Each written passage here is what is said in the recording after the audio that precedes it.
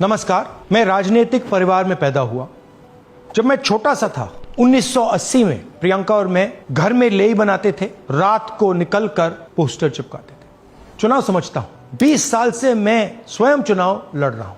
Polling कैसे होती है, पोलिंग बूथ कैसे मैनेज किया जाता है, वोटर लिस्ट, फॉर्म 17, ये सब मैं गहराई से समझता हूं। कुछ समय पहले हमें दाल में काला लगा। चुनाव के नतीजे आते थे, मूड एक तरीके का होता था, रिजल्ट दूसरे तरीके का। मुझे याद है उत्तराखंड में हम चुनाव हारे। बाद में मैंने कैंडिडेट से पूछा कि जहां रोड शो हुआ था वहां जाके देखिए हमें कितने वोट मिले। हजारों लोग आए थे, पोलिंग बूथ में किसी ने वोट नहीं किया। यह असंभव था, यह हो ही नहीं सकता। उसके बाद छत्तीसगढ़ और मध्य प्रदेश के रिजल्ट, हमें लगा कुछ ना कुछ गलत हो रहा है। 2018 में मध्य प्रदेश में चुनाव होता है, हम जीतते हैं। हमारी सरकार चोरी हुई थी। 2023 में चुनाव होता है, मैंने अपने आंखों से भारत जोड़ो यात्रा में देखा, भयंकर एंटी इनकम्बेंसी, और हमें 65 सीट मिलते हैं। इम्पॉसिबल, हो ही नहीं सकता। और फिर महाराष्ट्र में पहली बार हमें सबूत मिला। विधानसभा और लोकसभा के बीच में जादू से नए वोटर आते हैं, और जहां भी इन नए वोटर्स ने वोट किया वहां वोट बीजेपी को गया। महाराष्ट्र चुनाव के बाद जब हमें डाउट हुआ, हमारे गठबंधन के सारे नेताओं ने प्रेस कॉन्फ्रेंस किए और हमने इलेक्शन कमीशन से कहा कि आप हमें वोटर लिस्ट दीजिए, वीडियो रिकॉर्डिंग दीजिए। इलेक्शन कमीशन ने मना किया।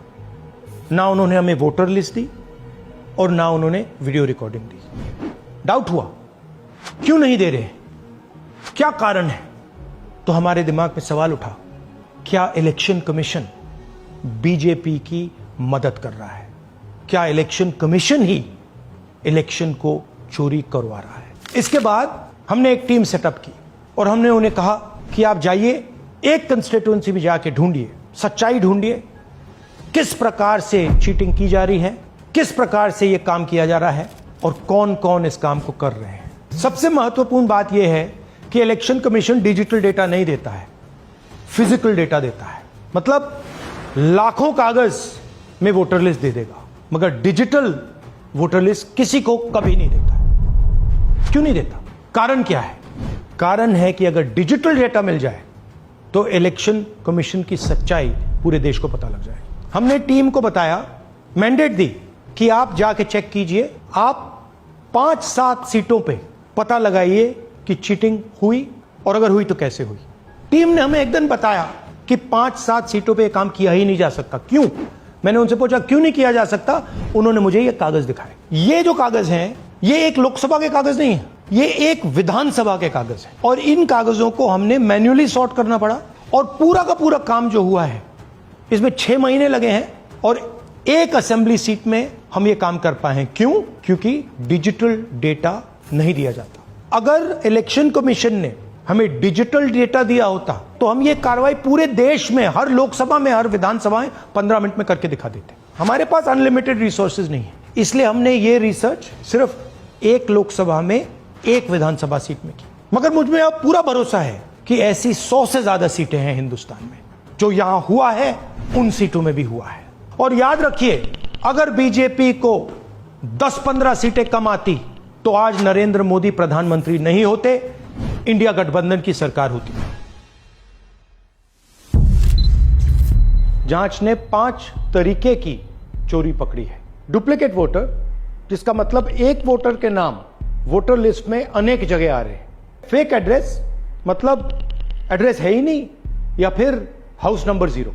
Bulk voter in single address, मतलब एक छोटे से घर में 40, 50, 60 लोग रह रहे हैं। इनवैलिड फोटोज, छोटी सी फोटो है या फिर फोटो ही नहीं है, और वो जो छोटी फोटो है वो दिखती भी नहीं है। कौन है, किसका चेहरा है, नहीं पता लग सकता। Misuse of form 6। Form 6 first time voters के लिए होती है, मतलब जिनकी एज 18-20 साल की हो, मगर वोटर लिस्ट में 90 साल के लोग फॉर्म 6 का प्रयोग कर रहे हैं। चुनाव में 6,50,000 वोटर थे, उसमें से 1 लाख चोरी के थे। अब मैं आपको 5 उदाहरण देता हूं। यह देखिए, गुरकीरत सिंह डांग, इसका नाम 4 अलग अलग बूथों पे आता है। यह कैसे हुआ और क्यों हुआ? एक और उदाहरण, विशाल सिंह, वाराणसी में वोटर लिस्ट में नाम है और बेंगलोर में 2 बार वोटर लिस्ट में नाम आता है। क्या ये वाराणसी में वोट कर रहे हैं या बेंगलोर में वोट कर रहे हैं या दोनों जगह वोट कर रहे हैं? एक और उदाहरण देखिए, हाउस नंबर 0। तो आपने कभी सुना है हाउस नंबर 0? हमने तो नहीं सुना था, मगर बेंगलोर में हजारों हाउस नंबर 0 हैं वोटर लिस्ट पे। हाउस नंबर 35 की कहानी सुनिए। छोटा सा घर है, ज्यादा से ज्यादा 4 लोग रह सकते हैं, मगर इस 35 में 80 लोग वोटर लिस्ट में रजिस्टर्ड है। ये ईआरओ ने कैसे अप्रूव किया, क्यों अप्रूव किया, पता लगाना है। अच्छा, अब ये देखिए वोटर लिस्ट, इनकी फोटो देखिए, या फोटो है ही नहीं या फिर छोटी छोटी फोटो है तो दिख नहीं सकती। इन वोटर आईडीज पे वोट दिया गया है। अब मैं आपको बताता हूं शकुन रानी की कहानी।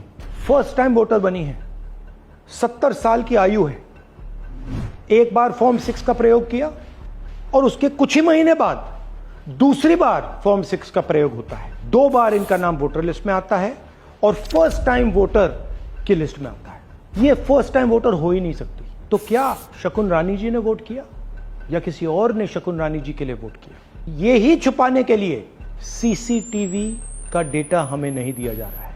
और ये शकुन रानी जी अकेली नहीं है, ऐसे हजारों लोग हैं जिन्होंने फॉर्म 6 का प्रयोग करके 2-3 बार वोटर लिस्ट में नाम डाला है। हमने पहले इलेक्शन कमीशन से इलेक्ट्रॉनिक वोटर लिस्ट मांगी थी, सीसीटीवी फुटेज मांगी थी। उन्होंने अपना काम नहीं किया, हमें नहीं दिया।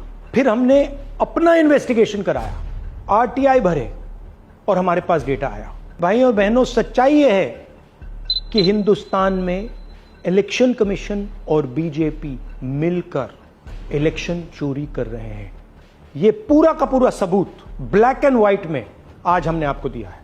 इलेक्शन कमीशन जानता है कि हमने उनकी चोरी पकड़ ली है, इसीलिए एसआईआर आया है। यह एसआईआर जो है इंस्टीट्यूशनलाइज चोरी है। इलेक्शन कमीशन खुलकर बिना डरे बीजेपी के साथ मिलकर चोरी कर रहा है। और ये जो एसआईआर है, इसका लक्ष्य गरीबों का जो हक है, उनका वोट जो है, उनसे चोरी करने का है। मैं आपको एक और बात बताना चाहता हूं। इस पूरी इन्वेस्टिगेशन में हमने वोटर एडिशन को देखा है, मगर जितना एडिशन होता है शायद उससे ज्यादा डिलीशन होता है, सब्ट्रैक्शन होता है।